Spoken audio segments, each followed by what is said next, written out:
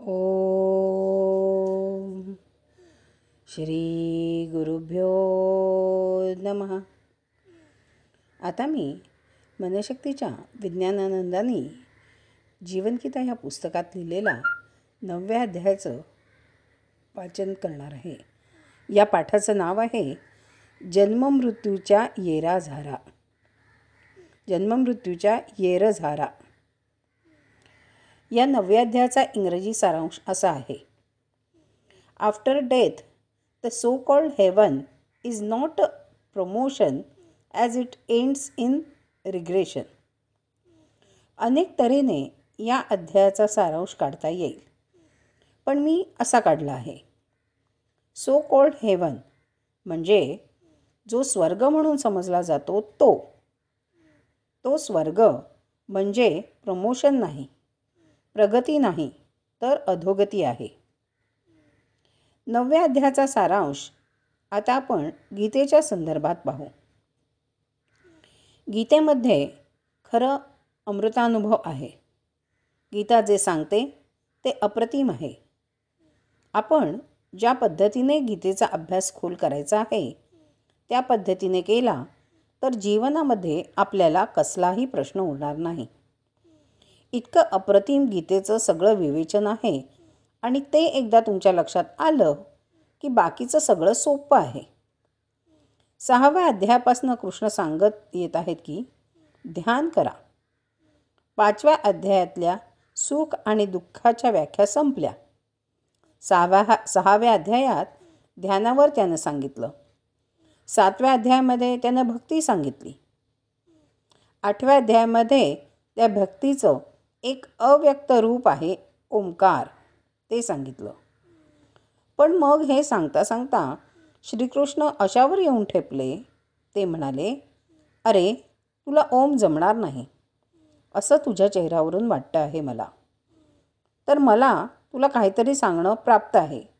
आणि ते म्हणाले, 7व्या अध्यायात जे सांगितलं आहे तेच 9व्या अध्यायात सांगायला सुरुवात केली.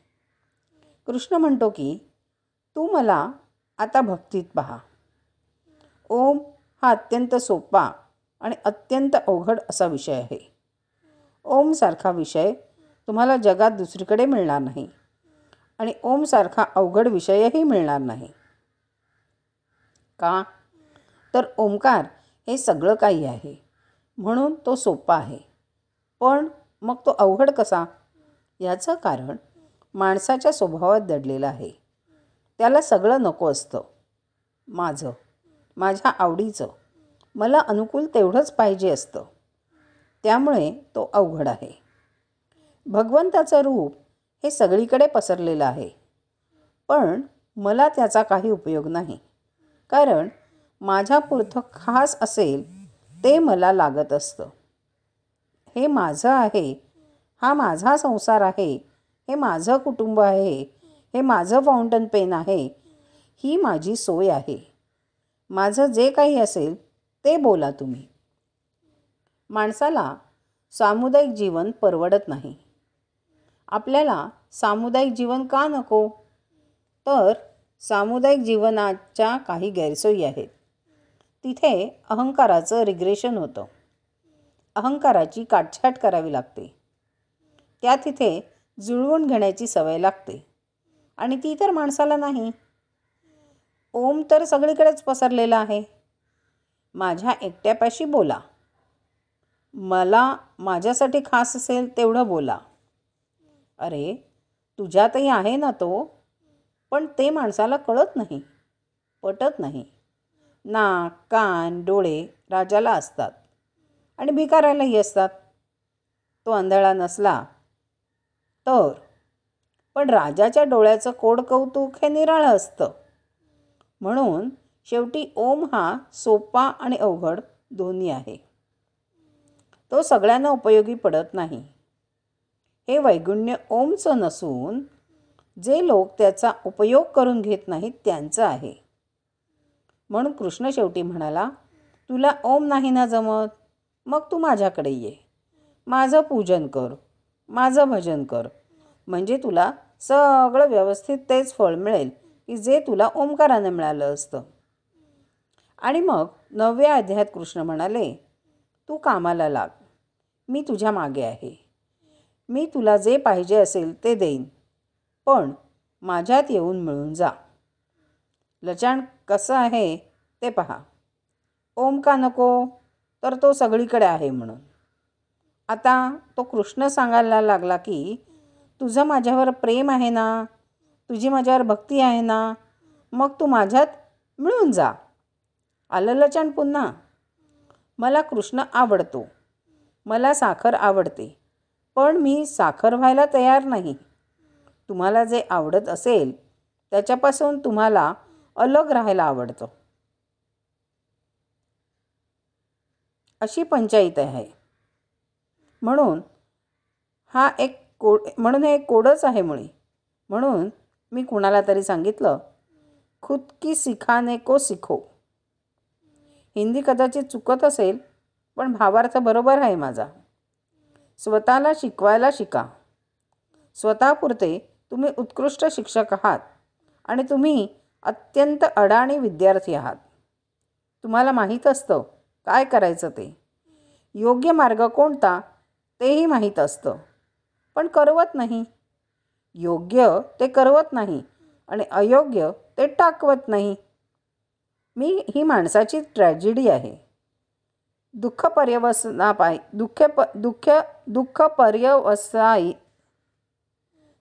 पर्यवसायी आयुष्य करणारी विषवल्ली आहे. तेव्हा स्वतःला शिकवायला शिका. मी स्वतःला शहाणा करायला जर शिकेन तर जगातले पुष्कळच प्रॉब्लेम सुटतील. ते मला करवत नाही. दुसरा कोणी जर मदत करायला गेला तर तोही अपूर्णच असतो. ठीक आहे, कृष्णासारखा संपूर्ण माणूस आहे, त्याला तुम्ही शरण जा ना. 9व्या अध्यायात कृष्णानं सांगितलं की आपपरभाव तू सोडून दे. सुखदुःखाचा विचारच करू नकोस. गती निर्माणच करू नकोस, म्हणजे तुला प्रतिगती मिळणार नाही. हे सगळं सांगून झाल्यानंतर ओंकाराचं एक असं विलक्षण महारूप, जे सूक्ष्मही आहे आणि भव्यही आहे, जे दोन्ही आहे, ते सांगितल्यानंतरसुद्धा आमची भ्रमिष्ठासारखी अवस्था दूर झाली नाही. आणि म्हणून त्या कृष्णाला पुन्हा सांगावं लागलं की तुला जे जे पाहिजे असेल ते माझ्यात मिळेल, पण सर्वस्वी तुला मला शरण यायला पाहिजे. शेवटी सारख्या विचारलेल्या प्रश्नांची उत्तरं देणार तरी किती हा. तेव्हा त्यानं सांगायला सुरुवात केली की तू मला शरण ये. तो म्हणाला, तू सगळ्या आशा सोड आणि फक्त मी म्हणतो ते कर. तू जर सारखा गरगर गरगर फिरत राहशील सुखाच्या शोधासाठी तर तुला सुख मिळणार नाही. सगळा जन्म घालवशील, मग मरशील. मरून पुन्हा स्वर्गात जाशीलही कदाचित, थोडंफार पुण्य केलं असेल तर. परत आल्यानंतर पुन्हा तुला पुनर्जन्म घ्यावासा वाटेल. सुखाच्या लालसेने पुन्हा तू खाली येशील. मोक्षाला जाणार नाहीस, शून्याला जाणार नाहीस, कारण तुझा माझ्यावर विश्वास नाही. तुला ज्ञानही नाही आणि विश्वासही नाही. मग तुझी गती कोणची? तू ज्ञान तरी घे, नाहीतर विश्वास तरी कमव. तू दोन्हींपैकी काहीच केलं नाहीस तर सगळं संपलं तुझं. म्हणून त्यांनी 9व्या अध्यायाच्या 21व्या श्लोकात सांगितलं आहे, ते तं भुक्त्वा स्वर्गलोकं विशालम क्षीणे पुण्ये मर्त्यलोके विशती एवं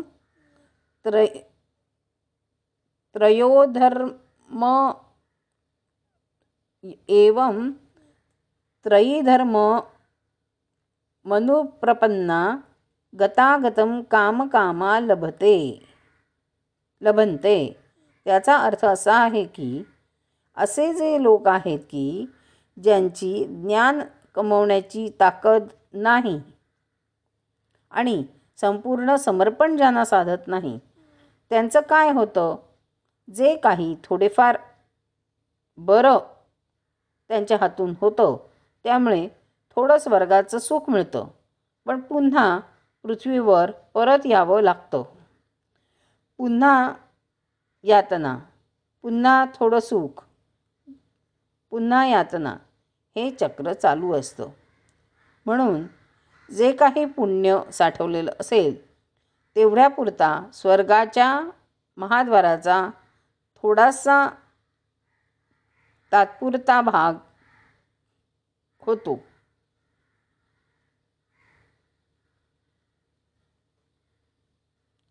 जसे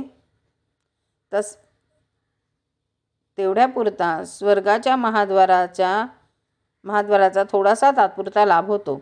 जसं आपण पैसे साठवून सहलीला जाऊन येतो, 3-4 वर्षांची कमाई साठवून 21 दिवसांच्या उटकमंच्या सहलीसाठी खर्च करतो आणि पुन्हा परत गल्ली नंबर 4, चाळ क्रमांक 13, खोली नंबर 12 म्हणून घरी सिंगल रूम खोली, सेल्फ कंटेंट,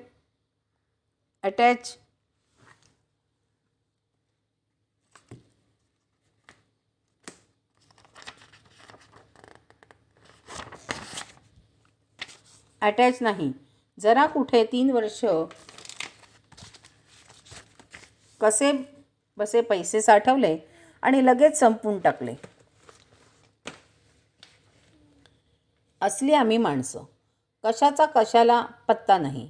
अशा रीतीने माणसाच्या येरझारा थांबवेनात, तरी माणसाच्या आशा संपेनात. सतत मागत राहतो चुकीच्या जागी. अरे मागावं कसं की जे संपणार नाही.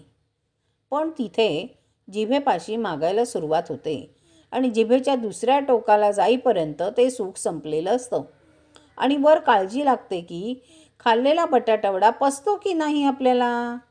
असा सुखाचा थोडासा घास आणि मागून त्याच्या परिणामाची चिंता करत आमचं आयुष्य चाललेलं आहे. मग कृष्णानं आमंत्रण दिलं आहे तुम्हाला, अरे या, मला शरण या, कल्याण होईल तुमचं. मी आपल्याला सांगतो की कृष्णानं एक उत्कृष्ट असं आमंत्रण दिलं आहे. कृष्ण म्हणतो, मला शरण ये, माझी ताकद प्रचंड आहे आणि मित्र हो.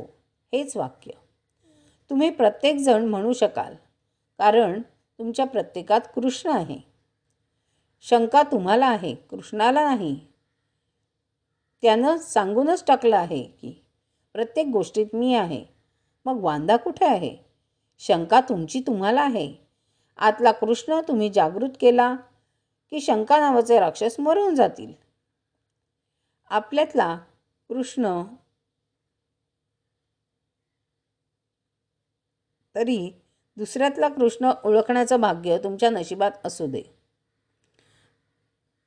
आतला कृष्ण तुम्ही जागृत केलात की शंका नावाचे राक्षस मरून जातील.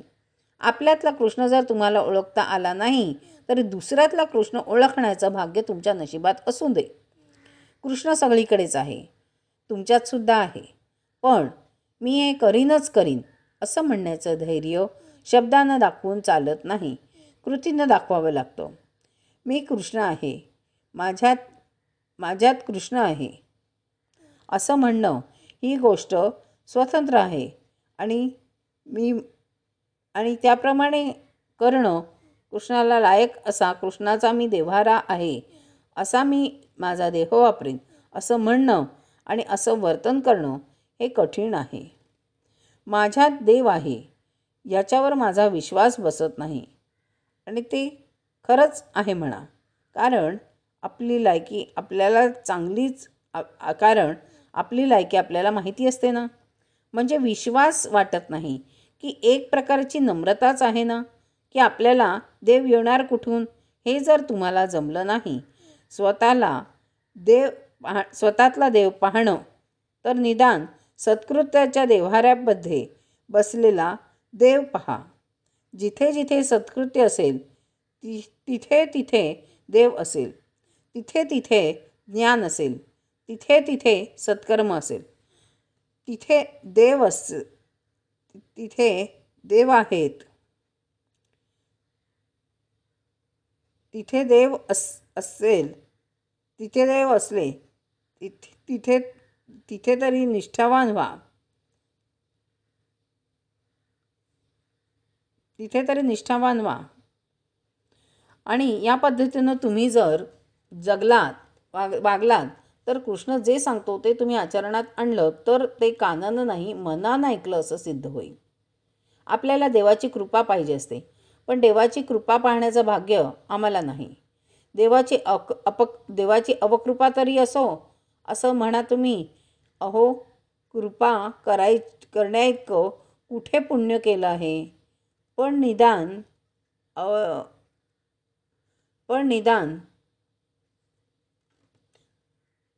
आपल्याला देवाची कृपा पाहिजे, पण देवाची कृपा पाहण्याचं भाग्य आम्हाला नाही.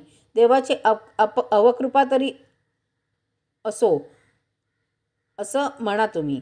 अहो, कृपा करण्याइतकं कुठे पुण्य केलं आहे. पण निदान अवकृपा तरी देवानं तुमच्यावर केली, तरी त्यानिमित्तानं देवानं तुमची आठवण काढली असं म्हणता. पण निदान अवकृपा तरी देवानं तुमच्यावर केली, तरी त्यानिमित्तानं देवानं तुमची आठवण काढली असं म्हणा. देवानं तुमच्याकडे दुर्लक्ष करावं एवढे तुम्ही दुर्दैवी होऊ नका. रावणानं एवढं पाप केलं की राम खाली आला. काम जे असेल ते मनापासून करा.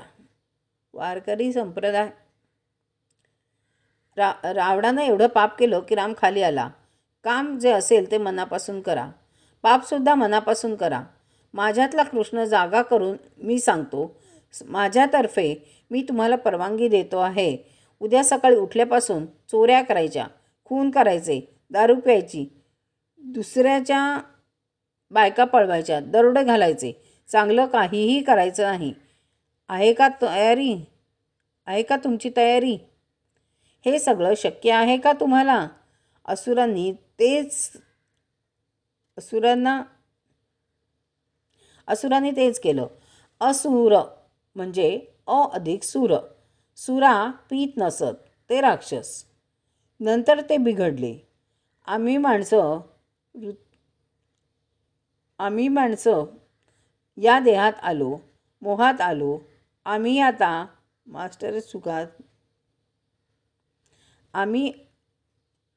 माणसं या देहात आलो, मोहात आलो. आम्ही जराशा सुखाने लालसावतो, जरा थोड्याशा गुणांना बिघडतो. यापेक्षा आमच्यावर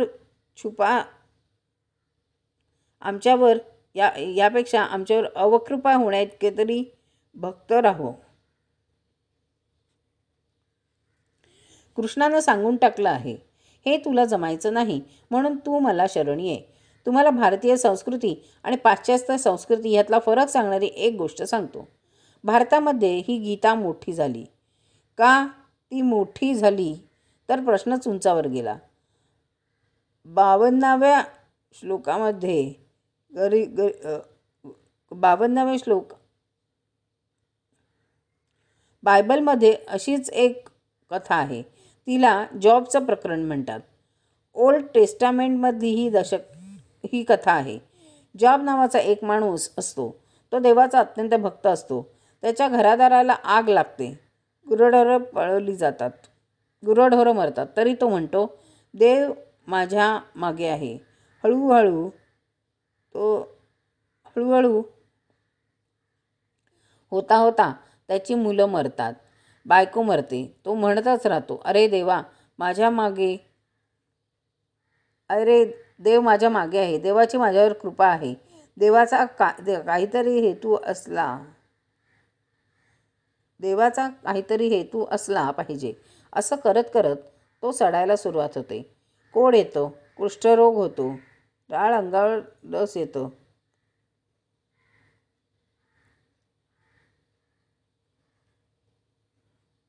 देवा, मी तुझं काय वाकडं केलं आहे की कोड येतं, कुष्ठ येतं, अंगावर सगळं लस येते आणि मग मात्र तो आकाशाकडे वर मान करून मात्र तो आकाशाकडे वर मान करून म्हणतो, देवा, मी तुझं काय वाकडं केलं आहे की मला एवढं दुःखात घातलंस? मी तुझा काय गुन्हा केला होता? आणि मग देव खाली येतो. जॉब आणि देवाचा वाद.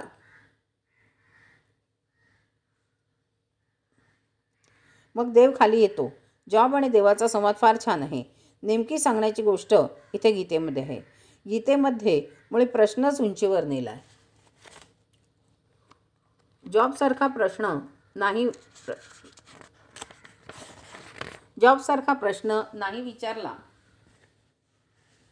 जॉबसारखा प्रश्न नाही विचारला. की देवा, मला दुःख का एवढं दिलंस?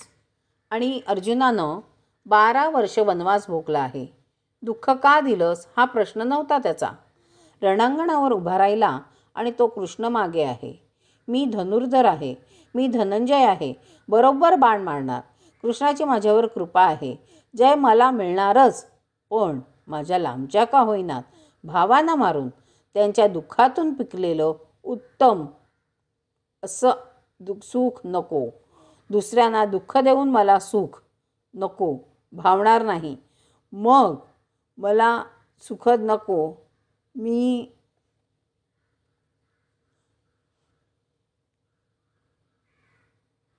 मला भावणार नाही. मग मला सुखच नको. मी जातो परत, मला सुख नको. म्हणून परत जाणारा अर्जुन आणि मला सुख का मिळत नाही असा देवाला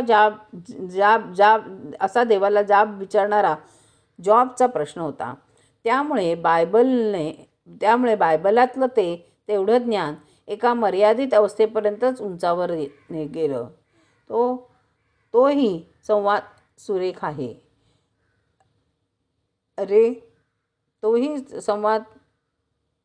आहे. अरे, आम्ही अर्जुनापर्यंत जातो कधी? त्या दृष्टीने ख्रिस्ती संवादच बरोबर आहे. आपण असं कधी देवाला विचारलं का की देवा, कशाला रे मला एवढं सुख दिलंस? ज्या दिवशी पुरणपोळी पानात असेल त्या दिवशी असा मनात कधी प्रश्न आला का? श्रीखंड असेल त्यावेळी ते पानात पडलं तेव्हा असा विचार आला का की अरे, या श्रीखंडावर माझा हक्क काय? हे दूध गाईनं किंवा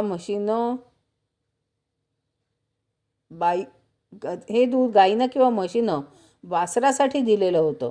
मी ते बुचाडून माझ्या पानात घेतो आहे. माझा हक्क काय त्याच्यावर?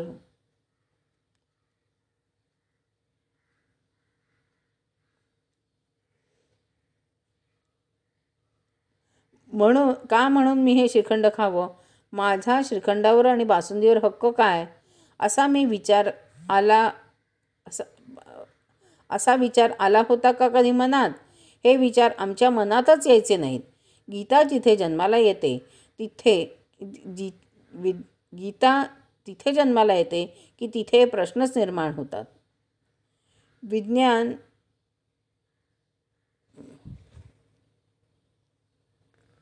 गीता तिथे जन्माला येते की जिथे प्रश्न निर्माण होतात. विज्ञान तिथे निर्माण होतं की सफरचंद खाली का पडलं? त्याच्या मागे गुरुत्वाकर्षणाचा नियम असेल का? असा प्रश्न ज्याच्या मनात येतो तो विज्ञान महर्षी होतो. गीता तिथे पिकते की जिथे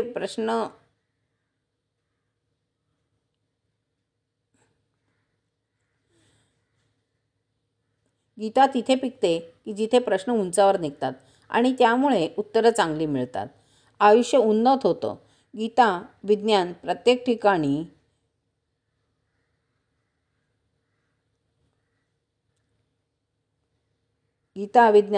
ठिकाणी ज्ञानगीता म्हणा.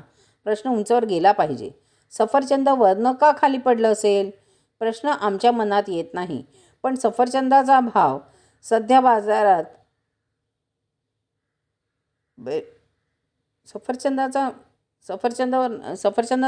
बाजारात किती आहे? आणि मला ती थोडक्यात मिळतील का? हा प्रश्न आजही आमच्या मनात येतो. आमचा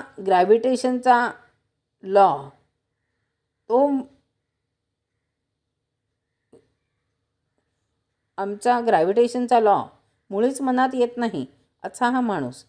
त्याला उंच प्रश्नच सुचत नाही. माणसाचे प्रश्न ठेंगणे असतात. त्याला याचं ताहन माणसाचे प्रश्नच ठेंगणे असतात. याचं कारण त्याची मन ठेंगणे असतात. प्रश्न उदात्त करा. प्रश्न उदात्त करा, उत्तरं उदात्त मिळतील. या पद्धतीने कृष्णाचं सांगणं उंचावर गेलं आहे. किती उंचावर? तो सांगतो, अरे मी सगळ्यात आहे. मगाशीच मी सांगितलं, कृष्ण सगळ्यात आहे म्हणून तो आम्हाला उपयोगी नाही असे वाटते. देव सगळ्यात आहे याचं एक महत्त्वाचं कारण ऐकून घ्या. देव सगळ्यात आहे म्हणूनच तो देव आहे. जो गाढवात असायला तयार असतो तोच हत्ती होऊ शकतो. मी उकुरड्यावर लोळणाऱ्या गाढवाची सुद्धा काळजी करीन. त्याच्या शरीरात जाऊन त्याच्या लायकीप्रमाणे जेवढे काही स्वच्छता, चांगुलपणा, सुख आवश्यक ते त्याला द्यायची इच्छा करेन. जो गाढवात राहायला तयार आहे तो हत्तीत शिरू शकतो. लक्षात ठेवा, मी सगळ्यात जाईन, मग तुम्ही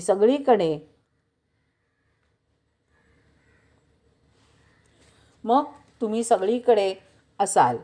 मी फक्त हत्तीतच जाईन असं तुम्ही म्हणालात तर मग तुमच्या लायकीबद्दलचे प्रश्न येतील की तुम्ही हत्तीत जायला लायक आहात का? अंबारीत जायचं का तुम्हाला? नाही रे. हत्तीच्या खाली जी मुंगी चिरडली जाते तिच्यातही मीच आहे असं ज्यावेळी तुम्ही म्हणाल त्यावेळी जरूर हत्तीत जाऊ शकाल. राजाला असं म्हणून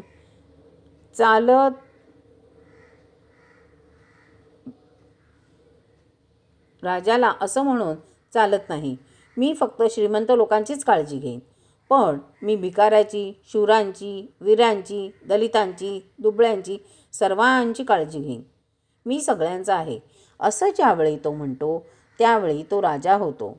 अपयशाचा आणि यशाचा दोन्हीचा वारसा घेतल्याशिवाय देव होऊच शकत नाही. आणि म्हणून आपल्याला एका उंचीवर गेलं पाहिजे. एकदा उंचीवर जायचं म्हटलं म्हणजे मग देव सर्वश्रेष्ठ का आहे याचं दुसरं कारण मी तुम्हाला सांगतो. लहानातला लहान तो व्हायला तयार आहे म्हणून तो मोठ्यातला मोठा आहे. देव सर्वश्रेष्ठ आहे याचं कारण तो हे नियम पाळतो.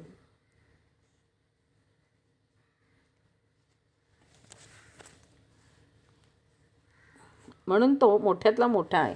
देव सर्वश्रेष्ठ याचं कारण तो नियम पाळतो. आपल्याला चटकन ही गोष्ट लक्षात येणार नाही.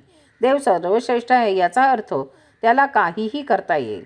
त्याला काहीही करता येण्याची ताकद असूनसुद्धा तो योग्य तेच करेल, म्हणजे नियम पाळेल, म्हणून तो सर्वश्रेष्ठ आहे. असं वर्तुळ पूर्ण होतो. हे वर्तुळ कसं पूर्ण होतं हे नीट लक्षात घ्या. देव सर्वश्रेष्ठ आहे, पण त्या सर्वश्रेष्ठतेचा तो अधिकार तो एकतेने, नम्रतेने पाळतो, नियम पाळून पाळतो. म्हणून त्याचं सर्वश्रेष्ठत्व आपल्याला कबूल करायला पाहिजे. मी जर असे म्हणेन की हत्तीच्या अंबारीत जाऊन मी जर असं म्हणेन की मी हत्तीच्या अंबारीत जाऊन बसेन, मुंगीच्या छोटेपणात मी मावणार नाही, असे चालणार नाही, मग तो देव उरणार नाही. त्याला नियमच पाळले पाहिजेत.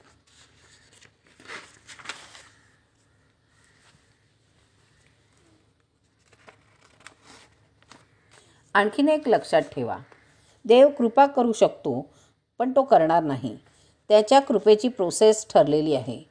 तो वाटेल त्याच्यावर कृपा करत नाही.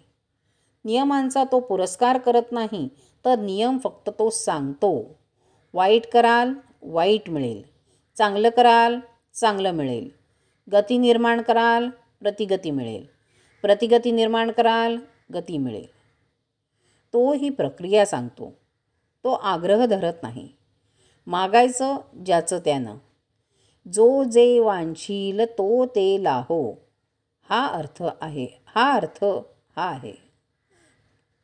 जो जे वांछील तो ते लाहोचा अर्थ हा आहे. आम्ही चुकीचा अर्थ केला आहे त्याचा.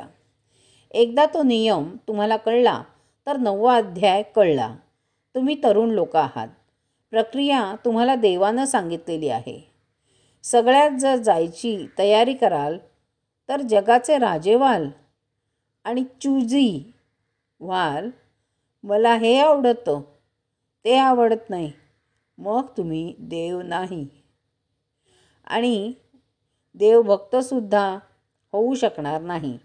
तुम्हाला जे आवडतं त्याला जर तुम्ही देव मानायला तयार असाल तर तुमची अधोगती झाली. सगळं आवडलं पाहिजे. मी काहीच नाकारणार नाही, कारण उद्या मी सुद्धा कोणाला तरी नावडता होईन. हे मला आवडेल का? हे जसं मला आवडणार नाही तसं मी कोणाला म्हणून चालणार नाही. मला हे आवडत नाही. या पद्धतीनं देव समजून घ्यायला पाहिजे. जो ही प्रक्रिया समजून घेत नाही तो देवाचं हे रूप सर्वगामी समगामी आहे हे समजून घेत नाही. एखाद्याला आपण संपूर्ण म्हणतो. संपूर्ण हा शब्द सम अधिक पूर्ण पासून झाला आहे. तो संपूर्ण असला पाहिजे. सगळ्यांना सारखंच वागवणारा असला पाहिजे. फक्त तुम्हाला चांगलं वागवणारा असून चालणार नाही. हे जर तुम्हाला लक्षात आलं नाही तर 9व्या अध्यायातला जो शोध आहे की तू आज सुखासाठी स्वर्ग मिळवशील आणि पुन्हा खाली येशील, पुन्हा वर जाशील, पुन्हा खाली येशील, ते सुखदुःखाचं चक्र, हा शाप तुला सुटणार नाही. खरं तर हा शाप नाही, सत्य आहे. ही क्रिया नाही, प्रक्रिया आहे. तुम्ही निर्माण केलेली प्रक्रिया आहे. देव फक्त सांगतोय तुम्हाला की या प्रक्रियेची जाणीव देव पुन्हा पुन्हा त्या सुखाच्या मागे जाऊन देईल. नियमांच्या मागे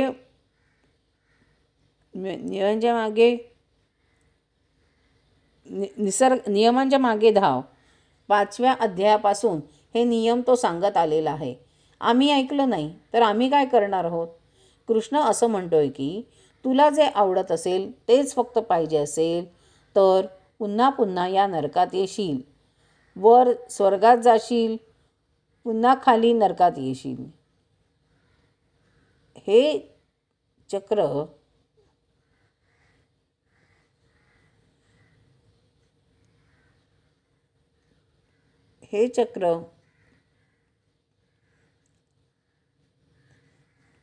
कृष्ण असं म्हणतोय की तुला जे आवडत असेल तेच फक्त पाहिजे असेल तर पुन्हा पुन्हा या नरकात येशील.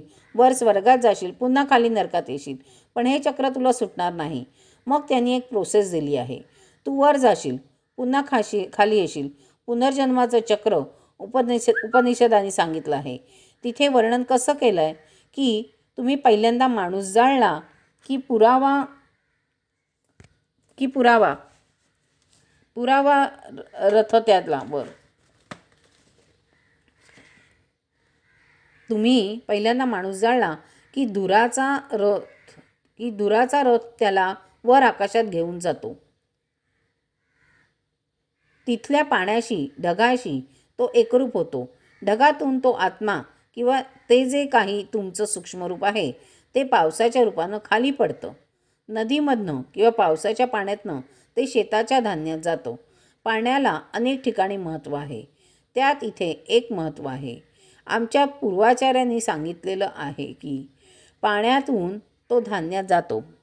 ते धान्य माणूस खातो, फळ खातो, म्हणजे ते माणसाच्या पोटात जातो. त्याची एक पेशी, त्याच्यात तो आत्मा जातो आणि मग तो जन्माला येतो. हे सगळं व्हायला कमीत कमी 1 वर्ष लागतं. आपल्याला माहिती आहे की 1 वर्ष पूर्ण झाल्यावर श्राद्ध करतात. वर्षश्राद्ध ते महत्त्वाचं असतं. आता हे खरं किती, त्यातलं विज्ञान किती, यात काही बदल होतात की नाही याबद्दल मी आता बोलत नाही, कारण आपण ते अनेक वेळा बोललेलो आहोत.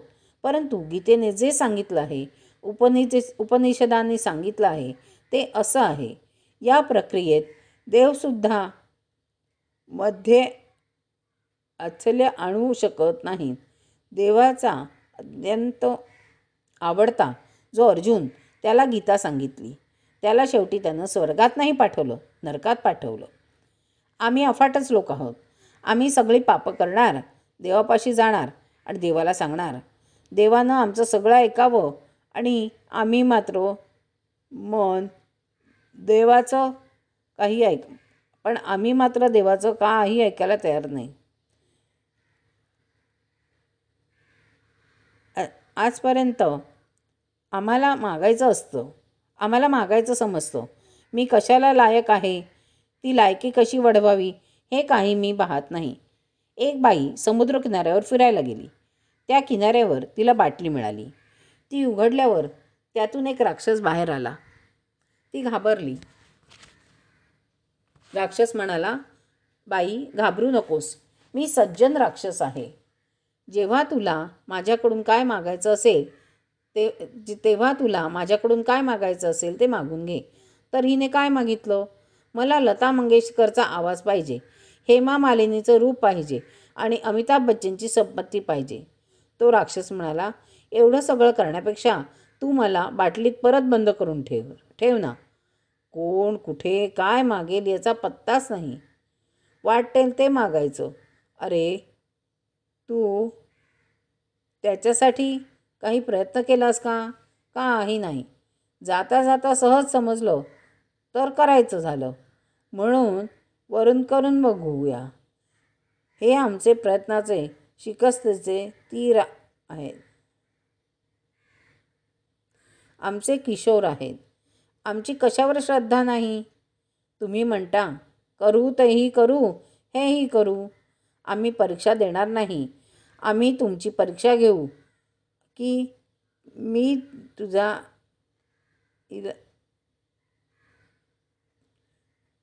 तुमचा इलाज बरोबर आहे की नाही, टिकू किती माहिती नाही.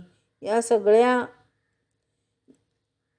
आम्हाला वाटतं की आम्ही तिथून निघून जावं.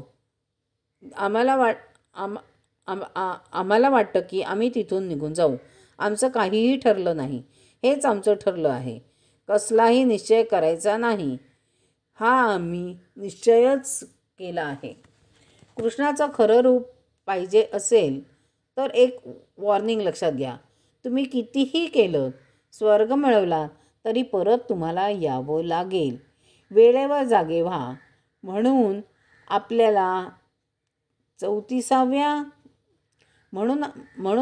34व्या श्लोकात तो म्हणतो, माझा भक्त हो, माझी भजने पूजन कर आणि मला नमस्कार कर. याप्रमाणे मतपरायण होऊन आपला योग चालवलास म्हणजे मला येऊन पोहोचील. सारखं वरून खाली हे जे येरझारे आहेत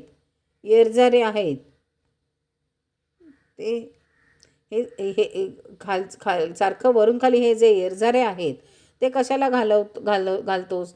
तू मलाच मिळेल, माझ्यात तुला सर्व काही मिळेल. हा 9व्या अध्यायाचा शेवटचा श्लोक आहे.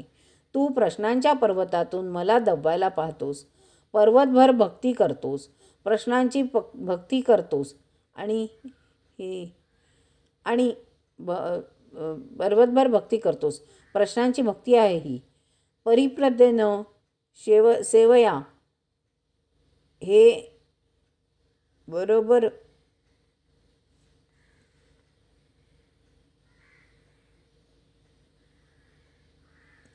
परिप्रश्नेनं सेवया हे बरोबर आहे. पण तू वांझोटे प्रश्न विचारतेस की वर्तन ज्याला जामीन राहिलं नाही अशा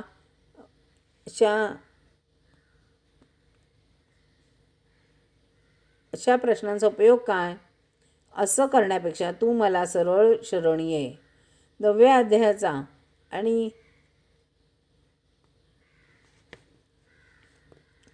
अध्यायाचा हा अतिशय मार्मिक आणि चांगला अर्थ आहे. पुष्कळ लोक म्हणतात लव्ह इज गॉड. हे बरोबर नाही.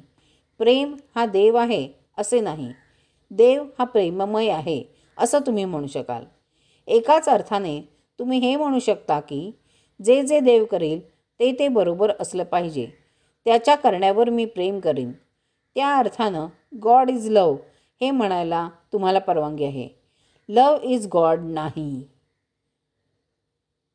देव म्हणजे प्रेम आहे. याचा अर्थ देवा तू माझ्यावर चांगलं, एका अर्थानं तुम्ही म्हणू शकता की जे जे देव करील ते बरोबरच असलं पाहिजे. त्याच्या करण्यावर मी प्रेम करीन. त्या अर्थानं गॉड इज लव हे म्हणायला तुम्हाला परवानगी आहे. लव इज गॉड नाही. देव म्हणजे प्रेम आहे. याचा अर्थ देवा तू माझं चांगलं कर असं मागायचं नाही आणि तू करशील ते चांगलं असतं पाहिजे. या तुमच्या हा तुमचा आविर्भाव तू करशील देवा तू माझं चांगलं कर असं मागायचंच नाही. तू करशील ते चांगलंच असलं पाहिजे. हा तुमचा आविर्भाव असला पाहिजे. तो खरा देवाचा प्रेमभाव आहे. असा खरा 9व्या अध्यायाचा सारांश आहे. सतत सुखाच्या मागे जाऊन दुःखाकडे जाऊ नका. तुला मग 10व्या अध्यायाच्या उंचीकडे जायचं असेल तर निराळ्या अर्थानं देवाचं रूप तुला दिसल्या वाचून राहणार नाही. आता हे देवाचं रूप तुम्हाला आता हे देवाचं रूप प्रत्यक्ष पाहायचं कसं, कुठे कुठे शोधायचं, हे सगळं तुम्हाला 9व्या अध्यायात सूतवाचक केलं आहे. आणि नंतर 10व्या अध्यायात तुम्ही